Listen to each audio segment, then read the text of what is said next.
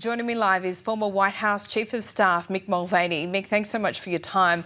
Interesting to see here these three key players. I think Marco Rubio is abundantly clear of what this mission is. But on Saturday, at local time here in Australia, when we saw these strikes happen, we heard from Donald Trump. He seemed to be talking about regime change.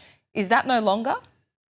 No, I think it is. I think that it's sort of two moving in parallel. One, they know they really wanted, they set out to accomplish, and that is to remove Iran's nuclear capability and their missile capability to deliver nuclear weapons. You heard Marco Rubio talk about that. That they knew they wanted to do, and that they're fairly comfortable that they're able to do. You heard Donald Trump talk about the capabilities of the American military. I don't think anybody denies the fact that if the Americans set their minds to accomplishing that, they have the means to do it. That was the known. The unknown, the thing they're sort of hoping for, I think, at the same time, is a regime change in the proper direction. You and I have talked, I think, last week, Laura, about the risks of a decapitating move to remove the head of the heads of the Iranian government. What sort of government would take the place of that? Would it be more favorable to the West or less favorable? That's still an unknown.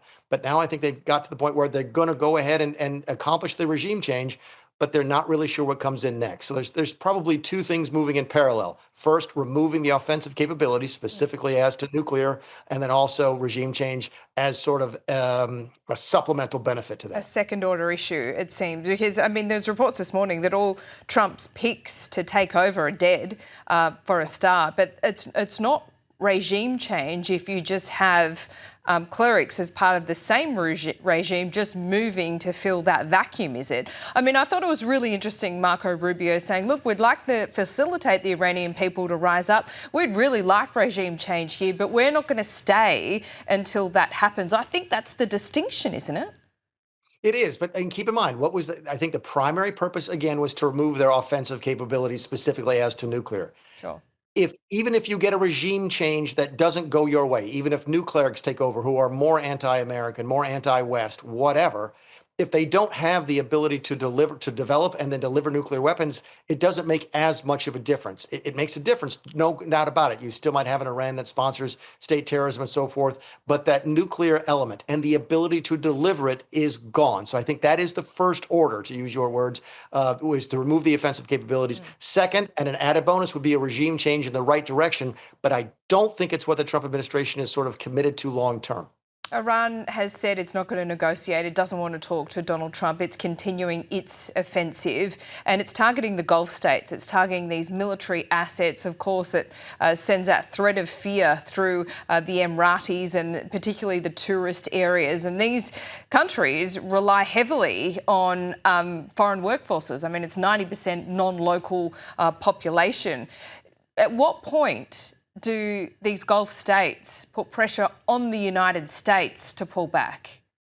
I don't think you're going to see that. I think you'll see the exact opposite. I think you'll see the Gulf states putting pressure on Iran of joining into the effort. I mean, the Saudis have a considerable military. So do the Emiratis.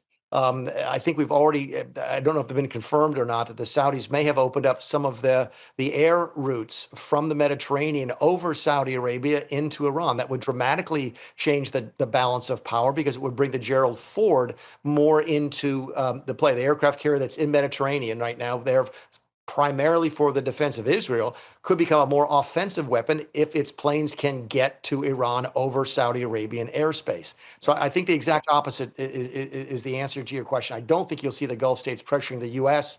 to dial it back. I think you'll see the Gulf states joining in with the U.S. and Israel to sort of solve this as quickly as possibly can, because face it, they have no love lost for Iran. Anyway, I don't know if the reports are making their way down there, but we're getting reports here that it was actually the Crown Prince of Saudi Arabia who was quietly encouraging the Trump administration to take these moves. So yeah, I think the dynamic is in the Americans' favor as far as the Gulf states go. Yeah, I think you're right. And I think it's a miscalculation and gamble from Iran that is not going to pay off. Trump always likes to keep his enemies, his opponents, guessing.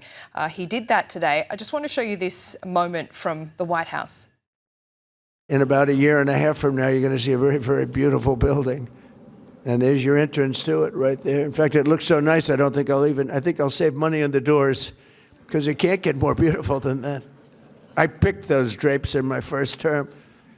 I always like gold, but I think we can save a lot of money. I just saved curtains, but and it'll be spectacular. It'll be the most beautiful ballroom. I believe it because I built many a ballroom. I believe it's going to be the most beautiful ballroom anywhere in the world.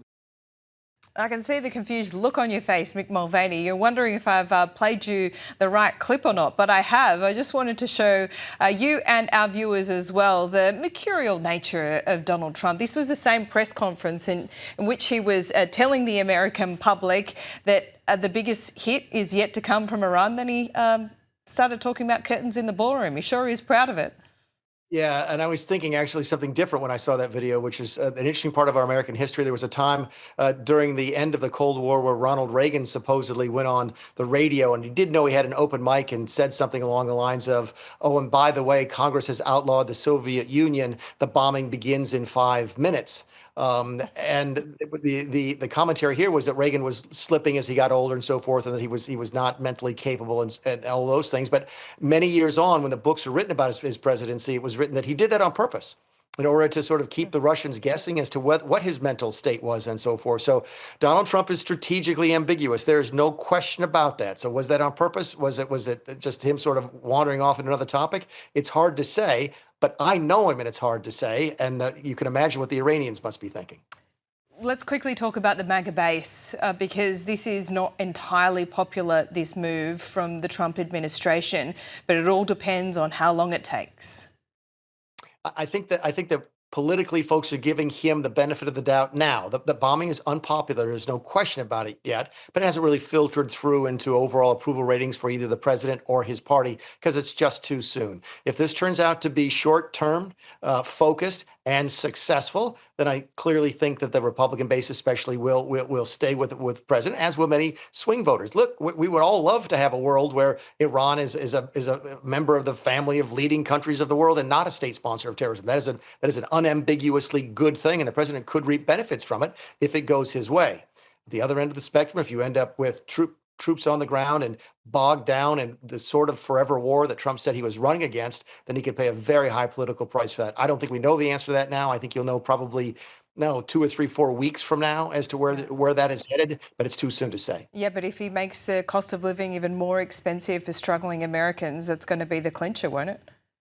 Yeah, and you're 6 months out, I guess, 6 months this week from the midterm. Yeah. So yeah, they're not going to have much time to turn around. Keep in mind, and how many times we've talked about this. Americans are interested in geopolitics, but they don't vote based upon geopolitics. So if they're having a bad local economy, it doesn't make any difference how successful the president is overseas. He will pay a price politically.